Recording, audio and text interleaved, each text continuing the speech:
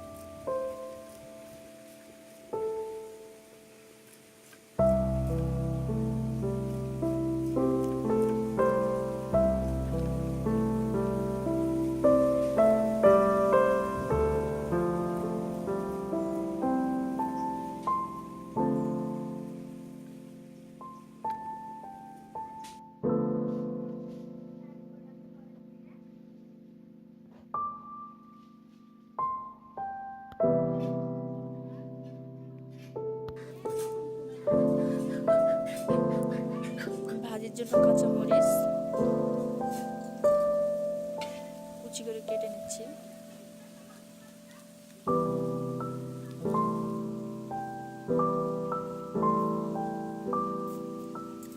পেঁয়াজটা কুচি করে কেটে নিচ্ছি। ভাজিটার জন্য আমার মশলা লাগবে না, পেঁয়াজ কুচি আর মরিচ কুচি, লবণ আর তেল, এগুলো লাগবে। তেলটা দিয়ে দিচ্ছি কড়াইতে। পেঁয়াজ কুচিটা দিয়ে দিচ্ছি, মরিচ কুচিটা,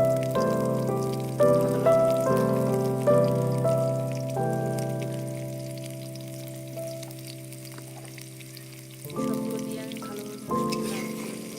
মরিচ, পেঁয়াজ এবং পেঁয়াজের মশলা যখন লাল হয়ে যাবে তখন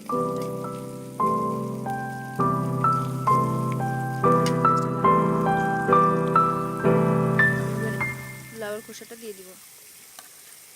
আপনারা দেখেছেন আমি আগে ওটা কেটে রেখেছিলাম।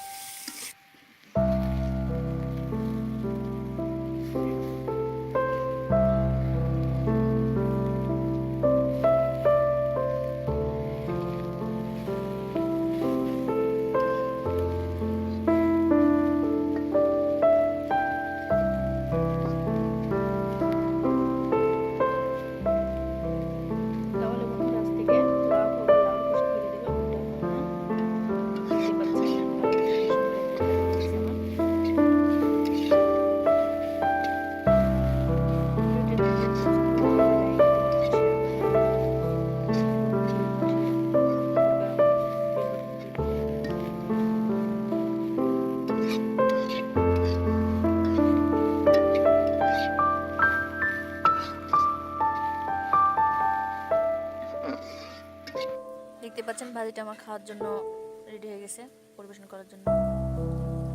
আজকে এই পর্যন্তই।